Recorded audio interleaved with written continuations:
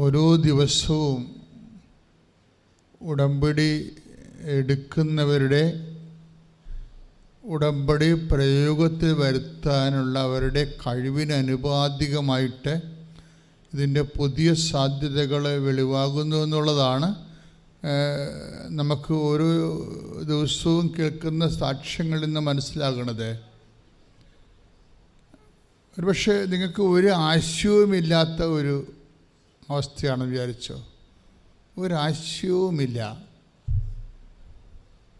പക്ഷേ ആശയം വരെ ദൈവം തരും.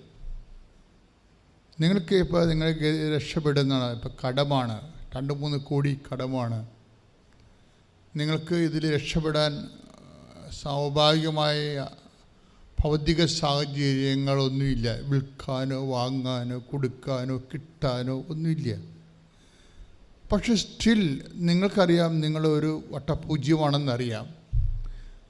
പക്ഷേ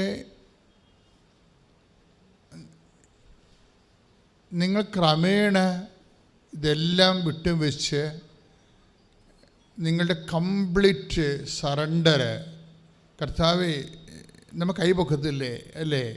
യുദ്ധം നമ്മൾ ഈ പട്ടാളക്കാർ ഒരാളെ കീഴ്പ്പെടുത്തണമുമ്പ് അയാളുടെ നേരെ തോക്ക് ചൂണ്ടിയാൽ മറ്റയാൾ നിരായുധനാണെങ്കിൽ അയാൾ ഉടനെ കൈപൊക്കും അല്ലേ? അതുപോലെ നമ്മൾ കർത്താവിൻ്റെ തിരുസന്നിധിയിൽ കൈപൊക്കേണ്ട ചില നിമിഷങ്ങൾ വരണം. കർത്താവിൻ്റെ തിരുസന്നിധിയിൽ കൈപൊക്കേണ്ട ചില 0 hour ഉണ്ടാവും. നിയമസഭയിൽ മാത്രമല്ല 0 hour ഉണ്ടാകണത്. 0 സമയം നമ്മുടെ ജീവിതത്തിലുണ്ടാവും. നമുക്ക് റിലേ ചെയ്യാൻ പറ്റാത്ത ഒരു സാഹചര്യം. ഒന്നിലും പ്രത്യാശ വെക്കണില്ല. പിന്നെ ഇതെല്ലാം കീഴി ഓർക്കുമ്പോൾ ഇനി നമ്മൾ ഈ ട്രയലെല്ലാം ജയിച്ചെന്ന് തന്നെ വിചാരിക്കുക. അപ്പം നമുക്ക് തോന്നും ആർക്ക് വേണ്ടിയാ? ഞാൻ നേടിയത് എല്ലാം അനുഭവിച്ചത് എൻ്റെ മക്കളും ഭാര്യയും ഭർത്താവും ഒക്കെയാണ്. പക്ഷേ ഈ അണ്ണന്മാർ എന്നോട് കാണിക്കുന്ന ഒരു രീതി നോക്കാനാണെങ്കിൽ എന്തിനാണ് വെറുതെ അധ്വാനിച്ച് കൂട്ടുന്നത്? എങ്ങനെയെങ്കിലും ആകട്ടെ എന്ന്. ഇത് ഈശോ നേരത്തെ ഈ വിഷയത്തെക്കുറിച്ച് നിങ്ങൾക്ക് സൂചന തന്നിട്ടുണ്ട്. അതായത് എന്നെക്കാൾ ഉപരി ഈശോയെക്കാളും ഫസ്റ്റ് റെഫറൻസ് വസ്തുവിനെ വ്യക്തിക്ക് വന്നാൽ നമുക്ക് സ്വാഭാവികമായി കുറച്ച് കഴിയുമ്പോൾ ഒരു വാക്വം ഫീൽ ചെയ്യും, ഒരു ശൂന്യത. നിങ്ങൾക്ക് എന്തെങ്കിലും ശൂന്യത ഫീൽ ചെയ്യുന്നുണ്ടെങ്കിലേ അത് ഫില്ല് ചെയ്യാൻ വേണ്ടി ഒരാളവിടെ കാത്തു നിൽക്കുന്നു. His name is Jesus Christ. അവൻ്റെ പേരാണ് കർത്താവ്. കൈയിടിച്ച് കർത്താവിനെ സ്തുതിക്കട്ടെ.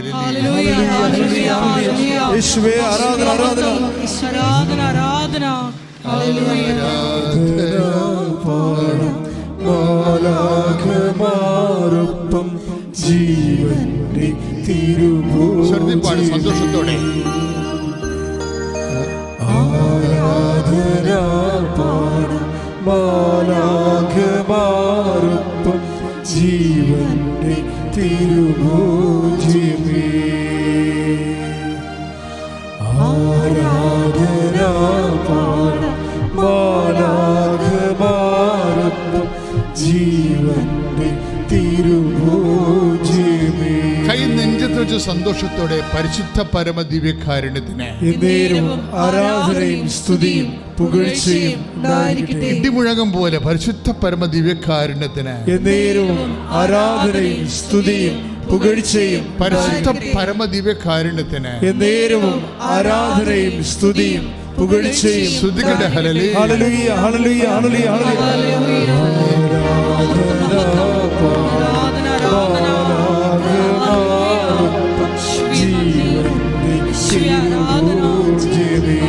പാടുക ആരാധന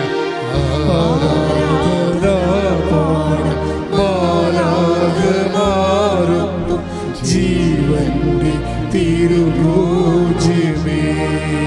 തിരുവത്താഴമേശയിലെ സംഭാരമേ, തിരുവത്താഴമേശയിലെ സമ്മാനമേ ഓ ദിവ്യമാ സ്നേഹമേ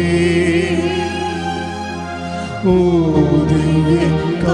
ദിവ്യകാരുണ്യമേ ഓ ദിവ്യമാ സ്നേഹമേ ഓ ദിവ്യമാ സ്നേഹമേ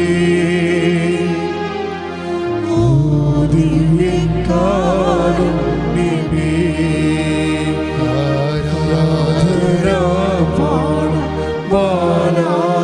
മാലാഖമാരൊപ്പം ജീവന്റെ തിരുഭോജ്യമേ ആരാധനാ മാലാഖമാരൊപ്പം ജീവന്റെ തിരുഭോജ്യമേ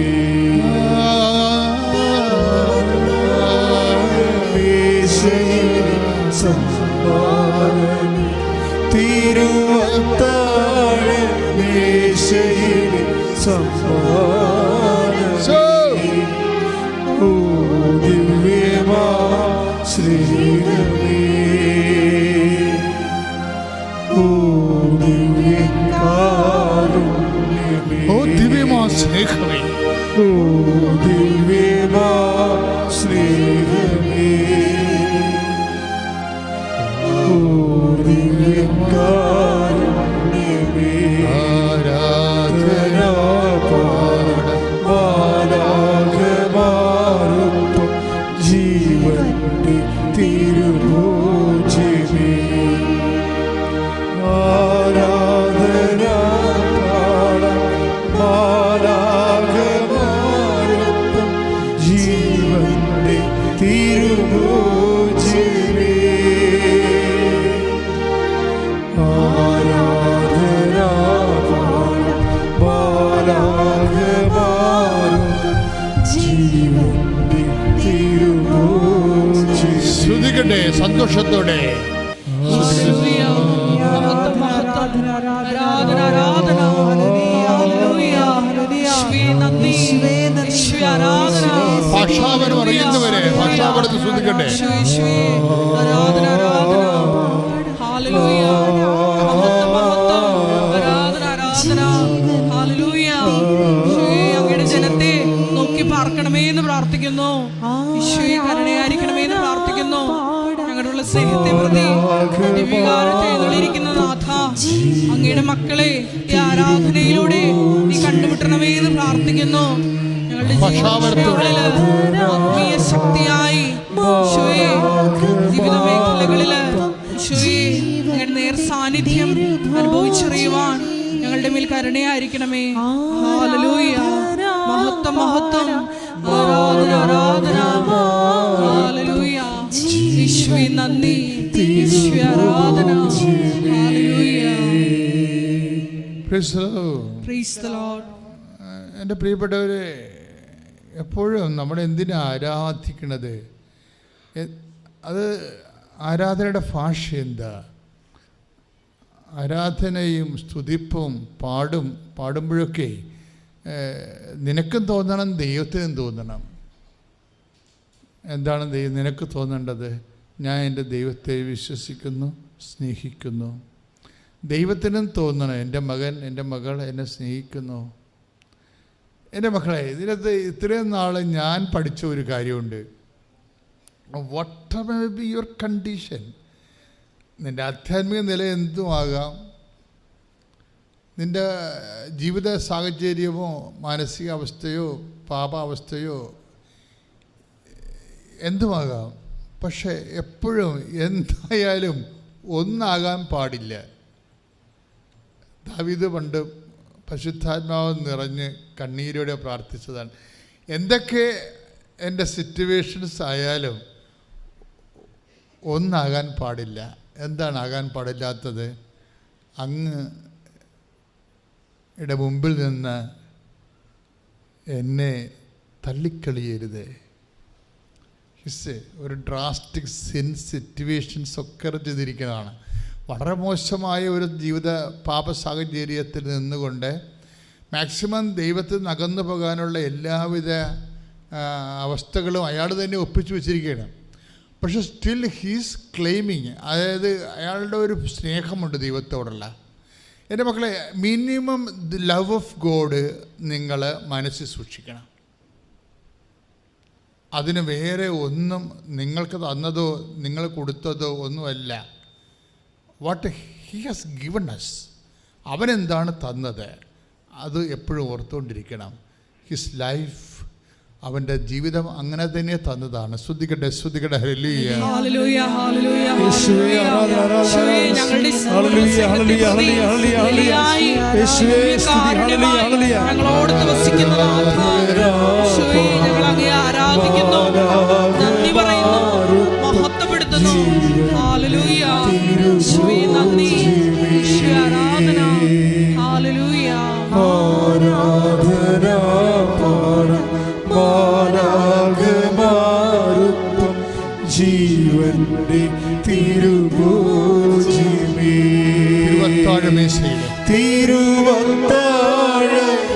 തിരുവത്താഴമേശയിലെ സമ്മാനമേ, തിരുവത്താഴമേശയിലെ സമ്മാനമേ. ഓ ദിവ്യമാ സ്നേഹമേ, ഓ ദിവ്യകാരുണ്യമേ, ഓ ദിവ്യമാ സ്നേഹമേ, ഓ ദിവ്യകാരുണ്യമേ. എൻ്റെ പേര് രേഷ്മ, സ്ഥലം തിരുവനന്തപുരം. ഞാനിവിടെ ആദ്യമായിട്ട് വരുന്നത് 2020 ആദ്യമാണ്, അത് ഫെബ്രുവരിയിലാണ്. കോവിഡിന് മുമ്പായിട്ടുള്ള മാസത്തിലാണ് ആദ്യമായിട്ട് ഇവിടെ വരുന്നത്.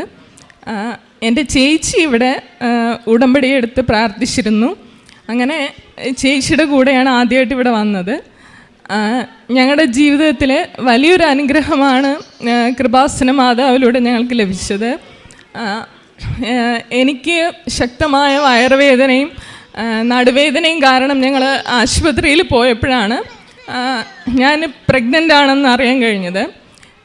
പക്ഷേ അങ്ങനെയാണെങ്കിലും അവരൊരു എക്ടോപിക് പ്രഗ്നൻസിയുടെ ചാൻസാണ് പറഞ്ഞത്, അതായത് കുഞ്ഞ് ട്യൂബിനുള്ളിലാണ് വളരുന്നത്. അപ്പോൾ അതുകൊണ്ട് വെയിറ്റ് ചെയ്യണം, അത് എങ്ങാനും റപ്ചറായി കഴിഞ്ഞാൽ സർജറി ചെയ്യേണ്ടി വരും. അപ്പം അങ്ങനെ സർജറി ചെയ്ത് കഴിഞ്ഞാൽ പിന്നീട് കുഞ്ഞുണ്ടാവുന്നതിനുള്ള ചാൻസ് കുറവാണ്. അപ്പം അങ്ങനെ ഒത്തിരി ബുദ്ധിമുട്ടുകൾ അവർ പറഞ്ഞായിരുന്നു. പക്ഷെ ഞങ്ങൾ കല്യാണം കഴിഞ്ഞിട്ടും 9ാമത്തെ മാസമായിരുന്നു. അതുകൊണ്ട് ഡോക്ടേഴ്സ് കുറേയധികം വെയിറ്റ് ചെയ്തു, അത് തനിയെ പോകുന്നെങ്കിൽ പൊക്കോട്ടെ എന്നുള്ള രീതിയിൽ. അങ്ങനെ ഒരാഴ്ചത്തോളം ആശുപത്രിയിൽ അഡ്മിറ്റായിരുന്നു. പക്ഷേ ഒരാഴ്ച കഴിഞ്ഞ് വീണ്ടും സ്കാൻ ചെയ്തപ്പോഴത്തേക്കും ട്യൂബിലാണ് എന്നറിയാൻ കഴിഞ്ഞു. ഉടനെ തന്നെ സർജറി വേണമെന്ന് പറഞ്ഞു. അപ്പോൾ ഈ സമയങ്ങളിലെല്ലാം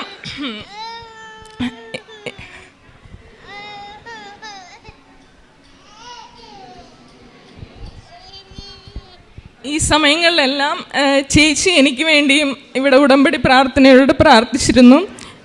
ഞങ്ങളുടെ കുടുംബത്തിലെല്ലാവരും ഞങ്ങൾക്ക് വേണ്ടി ശക്തമായി തന്നെ പ്രാർത്ഥിക്കുകയായിരുന്നു. സർജറിയുടെ സമയത്ത് എനിക്കറിയില്ല, എന്തെന്നില്ലാത്തൊരു ആത്മധൈര്യം ലഭിച്ചിരുന്നു. ചേട്ടൻ നേഴ്സാണ്, അപ്പോൾ ചേട്ടനും കൂടെ ഉണ്ടായിരുന്നു. അപ്പോൾ വലിയൊരു ധൈര്യം തന്നെ ആ സമയത്ത് ലഭിച്ചിരുന്നു. എന്നാലും സർജറി കഴിഞ്ഞു. പക്ഷേ അതിനുശേഷം എന്തായാലും അപ്പോൾ ഞങ്ങൾ കുഞ്ഞ് നഷ്ടപ്പെട്ടു എന്ന് തന്നെയാണ് കരുതിയിരുന്നത്. അതായത് സാധാരണ സിസേറിയൻ ചെയ്യുന്ന പോലെ ആ ഒരു രീതിയിൽ അനസ്തീഷ്യ തന്നിട്ടായിരുന്നു ചെയ്തിരുന്നത്. പക്ഷേ വീണ്ടും 2 ദിവസം കഴിഞ്ഞിട്ട് വീണ്ടും ഒരിക്കൽ കൂടെ സ്കാൻ ചെയ്തു. അതിനുമുമ്പ് ബീറ്റാസിയുടെ അളവ് നോക്കിയപ്പോൾ വീണ്ടും എനിക്ക് ബോഡിയിൽ കൂടുന്നുണ്ടായിരുന്നു. അതായത് വീണ്ടും എൻ്റെ ബോഡിയിൽ പ്രഗ്നൻസിയുടെ ഇതാണ് കാണിച്ചിട്ടിരുന്നത് സർജറി കഴിഞ്ഞ ശേഷവും. അപ്പോൾ ഡോക്ടേഴ്സിന് എല്ലാവർക്കും കൺഫ്യൂഷൻ, ഇതെന്താ ഇത് ഇങ്ങനെ എന്നുള്ള രീതിയിൽ. അപ്പോൾ വീണ്ടും ഞങ്ങൾ സ്കാൻ ചെയ്തപ്പോഴത്തേക്കും അറിയാൻ കഴിഞ്ഞത് ഞങ്ങൾ നഷ്ടപ്പെട്ടു എന്ന് കരുതിയ കുഞ്ഞ് യൂട്രസിലായി എന്നറിയാൻ കഴിഞ്ഞത്. എന്ത് അത്ഭുതമാണെന്ന് ആർക്കും അറിയില്ല. അതായത് മെഡിക്കൽ സയൻസിനെ പോലും അത്ഭുതപ്പെടുത്തിക്കൊണ്ട് സർജറി ചെയ്ത് നഷ്ടപ്പെട്ടു എന്ന് കരുതിയ കുഞ്ഞ് എനിക്ക് 2 ദിവസം കഴിഞ്ഞപ്പോൾ സ്കാൻ ചെയ്തപ്പോൾ യൂട്രസിനുള്ളിലായി എന്നറിഞ്ഞു.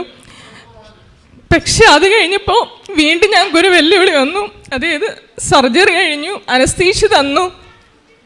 അപ്പോൾ കുഞ്ഞിന് എന്തെങ്കിലുമൊക്കെ വൈകല്യങ്ങളും ബുദ്ധിമുട്ടുകളും ഉണ്ടാവാം. അപ്പോൾ എങ്ങനെയാണ് ഇത് കണ്ടിന്യൂ ചെയ്യുന്നത് എന്നുള്ള രീതിയിൽ. പക്ഷേ ചേട്ടന് നല്ല സപ്പോർട്ടായിരുന്നു. പക്ഷെ ഞങ്ങൾ പറഞ്ഞു എന്തായാലും ഞങ്ങൾ ഇത് കണ്ടിന്യൂ ചെയ്യുമെന്നുള്ള രീതിയിൽ. ആ സമയങ്ങളിലെല്ലാം തന്നെ എല്ലാ ദിവസവും കൃപാസനത്തിൽ ഉപ്പ് വിശ്വാസ പ്രമാണം പറഞ്ഞ് ഞാൻ കഴിക്കുമായിരുന്നു. തൈലം വയറ്റിൽ പൂശുമായിരുന്നു.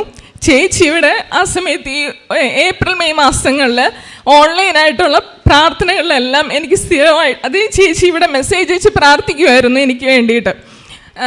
അങ്ങനെ ഞങ്ങൾ ഓരോ സ്കാനിങ്ങിൻ്റെ സമയത്തും ഞങ്ങൾക്ക് നല്ല ടെൻഷൻ ഉണ്ടായിരുന്നു. കാരണം എന്തായിരിക്കും സംഭവിക്കുന്നത്, 3-ാം മാസത്തെ സ്കാനിങ് 5-ാം മാസത്തെ സ്കാനിങ്ങിലൊക്കെ ഞങ്ങൾക്ക് നല്ല പേടിയായിരുന്നു. പുറമേ സന്തോഷമാണെങ്കിലും ഉള്ളിൽ ഞങ്ങൾക്ക് നല്ല ടെൻഷൻ ഉണ്ടായിരുന്നു, കുഞ്ഞിനൊന്നും സംഭവിക്കരുത് എന്നുള്ള രീതിയിൽ. അങ്ങനെ 5-ാം മാസത്തിലെ അനോമലി സ്കാനിങ്ങിലും ഒരു പ്രശ്നമൊന്നുമില്ല എന്നറിഞ്ഞു. പിന്നെ അത് കഴിഞ്ഞിട്ടും ഒരു ബുദ്ധിമുട്ടൊന്നും ഉണ്ടായില്ല. ആ സർജറിയുടെ ബുദ്ധിമുട്ടുകളല്ലാതെ എനിക്ക് വേറെ ഒരു പ്രശ്നങ്ങളൊന്നും ഉണ്ടായില്ല. പക്ഷേ ഇന്ന് 6-ാം മാസത്തിൽ കോവിഡ് വന്നു. ഞങ്ങൾക്ക് എല്ലാവർക്കും വീട്ടിൽ കോവിഡ് വന്നു. ആ സമയത്ത് പോലും ഒരു ബുദ്ധിമുട്ടുകളോ ഒന്നും ഉണ്ടാവാതാണ് ദൈവം കാത്തുകൊണ്ടു. അതായത് ഈ കൃപാസനത്തിലെ ഉപ്പ് ആ സമയത്തും എല്ലാ ദിവസവും ഒരു ദിവസം പോലും മുടക്കം കൂടാതെ വിശ്വാസ പ്രമാണം കഴിഞ്ഞ് കഴിക്കുമായിരുന്നു. അങ്ങനെ 7-ാം മാസം കഴിഞ്ഞു. അപ്പോഴത്തെ സ്കാനിങ്ങിലും ബുദ്ധിമുട്ടുകളൊന്നും ഉണ്ടായില്ല. ശരിക്കും അപ്പോഴാണ് ഞങ്ങൾക്കൊരു സമാധാനം വന്നത്, എന്തായാലും ഞങ്ങൾക്ക് ഇനി കുഞ്ഞിന് കിട്ടുമല്ലോ എന്നുള്ള രീതിയിൽ. പക്ഷെ ആ കുഞ്ഞിനെ എനിക്ക് 9 മാസത്തോളം, അതായത് 37 ആഴ്ചയോളം ഉദരത്തിൽ വഹിക്കാനുള്ള ഭാഗ്യം ലഭിച്ചു. വീണ്ടും ആ സമയങ്ങളിൽ ലാസ്റ്റ് സമയത്ത് എനിക്ക് ഷുഗറും പ്രഷറും തൈറോയിഡും എല്ലാം കൂടി. അപ്പോൾ വീണ്ടും സിസേറിയൻ ചെയ്യേണ്ടി വരുമോ എന്നുള്ള രീതിയിൽ നല്ലൊരു പേടിയുണ്ടായിരുന്നു. പക്ഷെ അവിടെയും പരിശുദ്ധ അമ്മ അതിന് അനുവദിച്ചില്ല. എനിക്ക് സുഖപ്രസവത്തിൽ കൂടെ തന്നെ ഒരു പെൺകുഞ്ഞിന് ജന്മം കൊടുക്കാനുള്ള വലിയ ഭാഗ്യം നൽകി അനുഗ്രഹിച്ചു. ഇന്ന് നല്ല മിടുക്കിയായിട്ട് അമ്മയോട് ഞങ്ങളോടൊപ്പം ഉണ്ട്. ഇത്രയധികം വലിയ കൃപാനം ചെയ്ത ദൈവത്തിന് ഒത്തിരി നന്ദി പറയുന്നു. ഞാനിവിടെ ഉടമ്പടി എടുത്തിട്ടില്ല, പക്ഷെ ചേച്ചി എനിക്ക് വേണ്ടി പ്രാർത്ഥിക്കുകയും ഇവിടെ ഓരോ ഓൺലൈൻ പ്രേയറിലും എനിക്ക് വേണ്ടി പ്രാർത്ഥന സഹാപേക്ഷിക്കുമായിരുന്നു. ഞാൻ ഡെലിവറി ടൈമിൽ ആ ടൈമിലും അതുപോലെ സർജറി സമയത്തും എല്ലാം എനിക്ക് വേണ്ടി ഇവിടെ പ്രാർത്ഥിക്കുമായിരുന്നു. ചേച്ചി എപ്പോഴും പറയും, ഞാനിവിടെ പ്രെയർ റിക്വസ്റ്റ് ഇട്ട് തൊട്ടടുത്ത മിനിറ്റിലാണ് നീ പ്രസവിച്ചു എന്നൊരു വാർത്ത എനിക്കറിയാൻ കഴിഞ്ഞതെന്ന്. അങ്ങനെ ഒത്തിരിയധികം അനുഗ്രഹങ്ങൾ ഞങ്ങളുടെ ജീവിതത്തിൽ ചൊരിഞ്ഞു. ഇത്രയധികം അനുഗ്രഹങ്ങൾ ചൊരിഞ്ഞ പരിശുദ്ധ അമ്മയ്ക്കും ഞങ്ങൾക്ക് ആ അനുഗ്രഹം തന്ന ദൈവം തമ്പുരാനും ഉണ്ണീശോയ്ക്കും അനേകായിരം നന്ദികൾ അർപ്പിക്കുന്നു. എൻ്റെ പേര് അഷിത. ഞാൻ പുത്തഞ്ചിറയിലെ കൊമ്പത്തങ്കടവെന്ന് വരുന്നത്. എനിക്ക് 2ാമത്തെ കുഞ്ഞിന് വേണ്ടി ഞങ്ങൾ വളരെയേറെ പ്രാർത്ഥിച്ചിരുന്നു. അതിൻ്റെ ഫലമായിട്ട് മാതാവ് ഞങ്ങൾക്ക് കുഞ്ഞിനെ തന്നു. പക്ഷേ പ്രഗ്നൻസി സമയത്ത് എനിക്ക് എൻ്റെ പ്ലാസൻ്റ വളരെ താഴെ എന്ന് പറഞ്ഞു. അപ്പോൾ ഇത്തിരി കോംപ്ലിക്കേഷൻ ഉണ്ടാവും, പൂർണ്ണമായിട്ട് റെസ്റ്റ് എടുക്കാൻ പറഞ്ഞു. അപ്പോൾ 5 മാസമായപ്പോൾ പ്ലാസൻ്റ സ്കാനിങ്ങിൽ താഴെയാണെന്ന് പറഞ്ഞതോടുകൂടി ഞാൻ റെസ്റ്റിലായിരുന്നു. പിന്നെ ഒരു 6 മാസം കഴിഞ്ഞപ്പോൾ തന്നെ എനിക്ക് ബ്ലീഡിങ് ഉണ്ടായപ്പോൾ ഞാൻ ഹോസ്പിറ്റലിൽ അഡ്മിറ്റായി. ഇനി ബ്ലീഡിങ് വരികയാണെങ്കിൽ ഒരു 7 മാസമൊക്കെ ആകുമ്പോഴേക്കും വാവേനെ ഓപ്പറേഷൻ ചെയ്തെടുക്കണമെന്ന് പറഞ്ഞു. എനിക്ക് വളരെയേറെ വിഷമമായിരുന്നു. എനിക്ക് പൂർണ്ണ സാക്ഷ്യത്തോടു കൂടി പൂർണ്ണ ആരോഗ്യത്തോടു കൂടി എനിക്ക് എൻ്റെ മോളെ എനിക്ക് കിട്ടണം. അങ്ങനെ ഞാൻ വിചാരിച്ച് അതിന് ശേഷം ഞാൻ ഹോസ്പിറ്റലിൽ നിന്ന് ഞാൻ വീട്ടിലേക്ക് വന്നു. അപ്പോൾ അടുത്തുള്ള ചേച്ചി എനിക്ക് കൃപാസനത്തിലെ പത്രം ഉപ്പും തേനും തന്നു. കൃപാസനത്തിൽ ഉപ്പും തേനും തന്നു. ഞാനത് എനിക്ക് ചേച്ചി കൃപാസനത്തിൽ തൈലം വയറ്റത്ത് കുരിശടയാളം വരയ്ക്കുകയും പ്രാർത്ഥിക്കുകയും ചെയ്തു. പിന്നെ എനിക്ക് പ്ലാസൻ്റെ താഴെ ആയതുകൊണ്ട് ടോയ്ലറ്റിൽ പോകുമ്പോൾ എനിക്ക് വളരെ ബുദ്ധിമുട്ടായിരുന്നു. ഭയങ്കര സ്ട്രെയിൻ ചെയ്യാൻ പാടില്ലായിരുന്നു. അപ്പം ഞാൻ എപ്പോഴും പ്രാർത്ഥിക്കായിരുന്നു. എനിക്ക് ഭയങ്കര ബുദ്ധിമുട്ട് അനുഭവപ്പെടായിരുന്നു. ഞാനങ്ങനെ രാത്രി കിടന്നുറങ്ങാൻ നേരത്ത് എനിക്ക് മാതാവിനെ സ്വപ്നം കണ്ടു. അതിന് ശേഷം ഞാൻ ബാത്റൂമിൽ പോയി വിശ്വാസ പ്രമാണം ചൊല്ലി. അത് കഴിഞ്ഞപ്പോൾ എനിക്ക് ഒരു കുഴപ്പമില്ലാണ്ട് പിന്നീട് എനിക്ക് ടോയ്ലറ്റിൽ പോകാൻ എനിക്ക് ഒരു കുഴപ്പമില്ലാണ്ട് പോകാൻ പറ്റി. അതിനുശേഷം ഞാൻ ഹസ്ബൻഡിനോട് പറഞ്ഞ് ഇവിടെ വന്ന് നമുക്ക് ഉടമ്പടി എടുക്കാം. അതനുസരിച്ച് ഞങ്ങൾ ഇവിടെ വന്ന് ഉടമ്പടി എടുത്തു. ജൂലൈ 22-ാം തീയതി ഉടമ്പടി എടുത്തു. ഉടമ്പടി എടുത്ത് ഇവിടെ വന്ന് ഇവർ ഉടമ്പടി എടുത്ത സമയത്ത് എനിക്ക് ബ്ലീഡിങ് അനുഭവപ്പെട്ടു. അപ്പോൾ ഞാൻ എല്ലാവരും പറഞ്ഞു അത് മാതാവ് അനുഗ്രഹം അത് മാറ്റി തരുന്നതാണെന്ന് പറഞ്ഞു. അതിന് ശേഷം മോളുടെ ബർത്ത്ഡേയുടെ അന്ന്, മൂത്ത മോളുടെ ബർത്ത്ഡേയുടെ അന്ന് വീണ്ടും ബ്ലീഡിങ് വന്നു. അതിനിപ്പോൾ ഞങ്ങൾ ഹോസ്പിറ്റലിൽ പോയപ്പോൾ അവർ പറഞ്ഞു എനിക്ക് ബ്ലഡ് കയറ്റേണ്ടി വരും, കണ്ടമാനം ബ്ലഡ് കയറ്റേണ്ടി വരും എന്ന് പറഞ്ഞ്. അങ്ങനെ അവിടെ കൊടുങ്ങല്ലൂർ ക്രാഫ്റ്റിൽ എന്ന ഹോസ്പിറ്റലായിരുന്നു. അപ്പോൾ അവിടെ പറ്റില്ല എന്ന് പറഞ്ഞു. അങ്ങനെ ഞങ്ങൾ അന്ന് തന്നെ വെളുപ്പിന് രാജഗിരി ഹോസ്പിറ്റലിലേക്ക് പോയി. പിന്നെ ഒരു ആഗസ്റ്റ് 21 എനിക്കപ്പോൾ 8 മാസം ആയിട്ടുണ്ടായിരുന്നു. 8 മാസം കഴിഞ്ഞു. ആഗസ്റ്റ് 28 9ലേക്ക് കിടക്കുന്നുണ്ടാവുകയുള്ളൂ. അങ്ങനെ ആഗസ്റ്റ് 21 വാവേനെ ഓപ്പറേഷനിലൂടെ പുറത്തെടുത്തു. യാതൊരു കുഴപ്പവും കൂടാതെ പുറത്തെടുത്തു. ഇപ്പം 3 മാസമായി വാവയ്ക്ക്. അത് ഞങ്ങൾ നിയോഗം വെച്ച് പ്രാർത്ഥിച്ചിരുന്നു.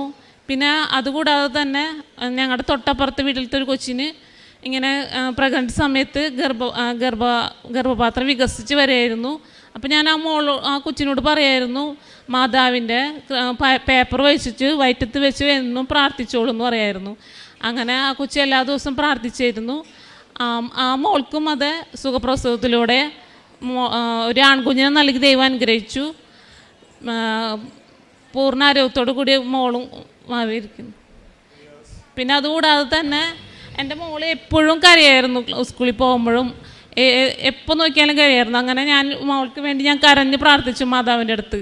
എന്നിട്ട് എല്ലാ ദിവസവും ഞാൻ തേൻ വായിലേക്ക് ഒഴിച്ചു കൊടുക്കായിരുന്നു. അപ്പോൾ ഞാൻ കരഞ്ഞ് പ്രാർത്ഥിക്കുന്ന സമയത്ത് എനിക്ക് നല്ലോണം ഈ മുല്ലപ്പൂവിൻ്റെ സുഗന്ധം അനുഭവപ്പെട്ടിരുന്നിരുന്നു. പിന്നെ അതുകൂടാതെ തന്നെ ഞാൻ ഹോസ്പിറ്റലിലായിരുന്നപ്പോൾ തന്നെ എൻ്റെ കാലുമ്മ പ്രഗ്നൻ്റ് ആവുന്ന ഇങ്ങനെ ഉള്ള നീരിനേക്കാളും കൂടുതൽ നീര്, ഭയങ്കര വളരെ നീര്, കാല് പൊക്കാൻ പറ്റില്ല, ആ മാതിരി നീരായിരുന്നു, ഭയങ്കര നീരായിരുന്നു. ഞാനപ്പോൾ ഇങ്ങനെ കിടന്നുറങ്ങുമ്പോൾ ഞാൻ ഏത് സമയം കൊണ്ടെത്തിച്ച് പ്രാർത്ഥിച്ച് കാശുരൂപം, അച്ഛൻ എനിക്ക് കാശുരൂപം വെഞ്ചരിച്ച് തന്നിട്ടുണ്ടായിരുന്നു. ആ കാശുരൂപം ഞാൻ എപ്പോഴും കൈപ്പിടിച്ചിരുന്നായിരുന്നു. അപ്പോൾ ഇങ്ങനെ കിടന്നുറങ്ങുന്ന സമയത്ത് തന്നെ ഇങ്ങനെ ആരോ കാലുമ്പോൾ ഇങ്ങനെ തടവണ മോദന തോന്നി എനിക്ക്. അത് കഴിഞ്ഞാൽ പെട്ടെന്ന് ഞെട്ടിയിട്ട് പിറ്റേ ദിവസം ആയപ്പോഴേക്കും എനിക്ക് കാലുമ്പോൾ ഒട്ടും നീരില്ല, ഒരു തരി നീരില്ല. നീരെന്ന് വെച്ചാൽ വളരെ ഭയങ്കര നീരായിരുന്നു. കാല് പൊക്കി നടക്കാൻ, എനിക്ക് ബാത്റൂമിലേക്ക് പോകാനൊന്നും പറ്റണ്ടായിരുന്നില്ല. പിറ്റേ ദിവസം മുതൽ എനിക്ക് കാലിന് പൂർണ്ണമായിട്ട് എല്ലാം പൂർണ്ണമായിട്ട് കുറഞ്ഞിരുന്നു. ഇത്രയും വലിയ അനുഗ്രഹം തന്ന മാതാവിനും തിരുകുമാരനും 1000 നന്ദി. നമ്മുടെ കർത്താവ് ഈശോ മിശിഹായിക്ക് പരിശുദ്ധ അമ്മ വഴി സഭയിൽ എന്നേക്കും മഹത്വം ഉണ്ടാകട്ടെ. എൻ്റെ പേര് ഗ്രേസ് മരിയ. ഞാൻ എറണാകുളം ജില്ലയിലെ ഏലൂർ സെയിൻറ് ഇടവക അംഗമാണ്. എൻ്റെ മോൾക്ക് വേണ്ടി സാക്ഷ്യം പറയാനാണ് ഞാനിവിടെ നിൽക്കുന്നത്. 2021 ഒക്ടോബർ 27 ഞാൻ ഇവിടെ വന്ന് ഉടമ്പടി എടുക്കുന്നത്. അത് എൻ്റെ മോൾക്ക് ഞങ്ങൾ കാലിൻ്റെ മുട്ടിന് കുഞ്ഞിന് 2 വർഷമായിട്ട് നല്ല വേദനയുണ്ടായിരുന്നു. അപ്പോൾ അത് എറണാകുളം ലിസി ഹോസ്പിറ്റലിൽ കാണിച്ചു കഴിഞ്ഞപ്പോഴത്തേക്ക്, സ്കാൻ ചെയ്ത് കഴിഞ്ഞപ്പോഴത്തേക്ക് കാലിൻ്റെ മുട്ടിൽ ഓസ്റ്റിയോസാർക്കോമ എന്ന് പറയുന്ന ക്യാൻസറാണെന്ന് പറഞ്ഞു.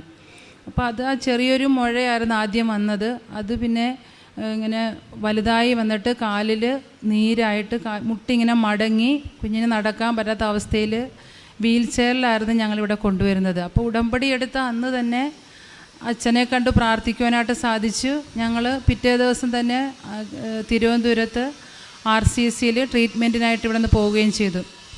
അപ്പോൾ അവിടെ ചെന്ന് കഴിഞ്ഞ് അവിടെ നിന്ന് വീണ്ടും സ്കാൻ ചെയ്ത് കഴിഞ്ഞപ്പോഴത്തേക്ക് കാലിൻ്റെ മുട്ടിന് മാത്രമല്ല ലങ്സിലും ഒരു ഗ്രോത്ത് ഉണ്ടെന്ന് പറഞ്ഞു. അപ്പോൾ അത് ക്യാൻസർ 4th സ്റ്റേജാണെന്നാണ് പറഞ്ഞത്. പിന്നെ ഹൈ ഗ്രേഡുമാണ്. കീമോ ട്രീറ്റ്മെൻറ്റ് പറഞ്ഞെങ്കിലും അവർ പറഞ്ഞത് ഇത് ലങ്സിലുള്ള ഗ്രോത്തൊക്കെ ചുരുങ്ങുമെന്ന് നമുക്ക് ചെയ്ത് നോക്കാമെന്നേ ഉള്ളൂ, മിക്കവാറും സാധിക്കത്തില്ല, അപ്പോൾ സർജറി വേണ്ടി വരുമെന്ന് പറഞ്ഞു. അപ്പോൾ അതിനുശേഷം ഞങ്ങൾ കാലിൻ്റെ മുട്ടിന് സർജനെ കണ്ടപ്പോഴേ പറഞ്ഞത് നമുക്ക് കാല് രക്ഷിക്കാൻ പറ്റത്തില്ല, മുട്ടിൻ്റെ താഴെ വെച്ച് മുറിച്ച് കളയേണ്ടി വരുമെന്ന് പറഞ്ഞു. അപ്പം എനിക്ക് അപ്പോൾ തിരുവനന്തപുരത്ത് നിന്ന് ഇവിടെ വരാൻ സാധിച്ചില്ല. അപ്പോൾ എൻ്റെ ആൻറ്റിയും അമ്മാവനും കൂടെ ഇവിടെ വന്ന് അച്ഛൻ്റെ അടുത്ത് പ്രാർത്ഥിക്കാൻ വന്ന് കാര്യം പറഞ്ഞു. അപ്പോൾ അച്ഛനോട് അപ്പോൾ ഞങ്ങൾ ഇങ്ങനെ കാലും മുട്ടും മുറിച്ച് കളയണമെന്ന് പറഞ്ഞുകൊണ്ട് സർജറിക്ക് തയ്യാറാകാതെ ഇങ്ങനെ വല്ലാതെ വിഷമിക്കുന്ന അവസ്ഥയായിരുന്നു. അപ്പോൾ അച്ഛനെ കണ്ട് മാതാവിൻ്റെ അടുത്തുനിന്ന് ഒരു മെസ്സേജ് എടുക്കണമെന്ന് പറഞ്ഞപ്പം അച്ഛൻ പറഞ്ഞു, അതെന്തിനാണ് മെസ്സേജ് എടുക്കുന്ന, ഞാൻ പ്രാർത്ഥിച്ചാൽ പോരെന്ന് പറഞ്ഞ് അച്ഛൻ ഇങ്ങനെ നടന്നപ്പം പെട്ടെന്ന് തന്നെ അച്ഛൻ തിരിച്ചു വന്നിട്ട് പറഞ്ഞു, മാതാവ് പറഞ്ഞു മെസ്സേജ് എടുക്കാൻ മാതാവ് പറയുന്നെന്നും പറഞ്ഞ് അച്ഛൻ വന്ന് പ്രാർത്ഥിച്ചിട്ട് പറഞ്ഞു, അമ്മ പറയുന്നു കാല് മുറിച്ച് കളയേണ്ടി വരത്തില്ലെന്ന് പറഞ്ഞു. അപ്പോൾ ആ ഒരു ധൈര്യത്തിൽ എൻ്റെ മോള് സർജറിക്ക് തയ്യാറായി. ഞങ്ങൾ വീണ്ടും സ്കാൻ ചെയ്തപ്പോഴത്തേക്ക് ലങ്സിലുണ്ടായിരുന്ന ആ മുഴ കാണുന്നില്ല. അപ്പോൾ ഡോക്ടർ പറഞ്ഞു അത് ഒരു എയർ ക്യാവിറ്റി ആയിട്ടാണ് കാണുന്നത്, വേറൊന്നും അവിടെ മുഴയോ ഓപ്പറേഷൻ ചെയ്യേണ്ട ഒരവസ്ഥയും കാണുന്നില്ലെന്ന് പറഞ്ഞ് അങ്ങനെ ആ മാതാവിൻ്റെ അനുഗ്രഹത്താൽ ആ മുഴ അവിടെ നിന്ന് അപ്രത്യക്ഷമാവുകയാണ് ചെയ്തത്. പിന്നെ ഞങ്ങൾ അച്ഛൻ ഇവിടെ നിന്ന് കാലിൽ മാതാവിൻ്റെ കാശുരൂപം വെച്ചിട്ട് അത് കാലിൽ ഇങ്ങനെ ചരടിൽ എന്തെങ്കിലും കെട്ടി വെച്ചിട്ട് ഉടമ്പടി തൈലവും വെച്ച് പ്രാർത്ഥിക്കാൻ പറഞ്ഞു. അങ്ങനെ ആ സർജറിക്ക് പോകുന്നത് വരെ കാലിൽ മാതാവിൻ്റെ ആ ഒരു കാശുരൂപം ഇങ്ങനെ ചരടിൽ കെട്ടി ഇങ്ങനെ വെച്ചിട്ടുണ്ടായിരുന്നു.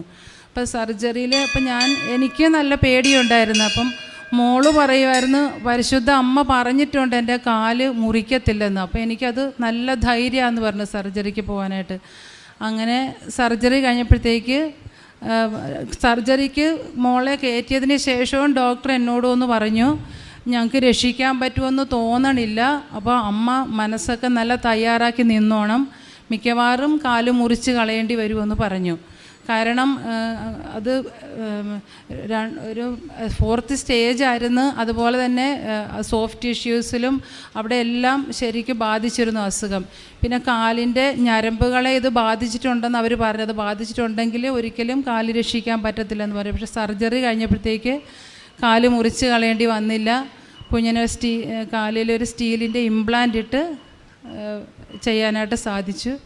അപ്പം പരിശുദ്ധ അമ്മയ്ക്കും തിരുക്കുമാരനും 1000 നന്ദി. അതുപോലെ തന്നെ ഉടമ്പടി എടുത്തതിന് ശേഷം ഞങ്ങൾ ഈ ട്രീറ്റ്മെൻറ്റിന് ഇവിടെ നിന്ന് പോയതിന് ശേഷം പരിശുദ്ധ അമ്മ ഞങ്ങളെ കൊണ്ടു നടന്ന വഴികൾ ഒരു സ്ഥലത്തും ഞങ്ങൾക്ക് ഒരു പ്രയാസം ഉണ്ടാകാതെ അമ്മ കൊണ്ടു നടന്നത്. അതുപോലെ തന്നെ ഞങ്ങൾക്ക് താമസിക്കാൻ കിട്ടിയ സ്ഥാപനത്തിൽ ഞങ്ങൾക്ക് എന്നും ദിവ്യബലി അർപ്പിക്കാനുള്ള അനുഗ്രഹം അമ്മ തന്നു. പിന്നെ മോളുടെ സർജറി നടക്കുന്ന സമയമെന്ന് പറയുന്ന ഒരു പകൽ 3 മണി സമയമായിരുന്നു. അപ്പോൾ ആ സമയത്തൊക്കെ എല്ലാവരും മോൾക്ക് വേണ്ടി കരുണക്കൊന്ത ചൊല്ലി പ്രാർത്ഥിക്കുമായിരുന്നു. ഞങ്ങൾ താമസിച്ച ആ സ്ഥാപനത്തിലെ അച്ഛൻ ഒറ്റയ്ക്ക് കുർബാന ചൊല്ലുന്നൊരു സമയമായിരുന്നു. അപ്പോൾ അച്ഛനും ആ സമയത്ത് കുഞ്ഞിന് വേണ്ടി മാത്രം ഒരു ബലിയർപ്പിക്കാനായിട്ടുള്ള അനുഗ്രഹവും അമ്മ നൽകി. അപ്പോൾ പരിശുദ്ധ അമ്മ വഴി കിട്ടിയ എല്ലാ അനുഗ്രഹങ്ങൾക്കും ഞങ്ങൾ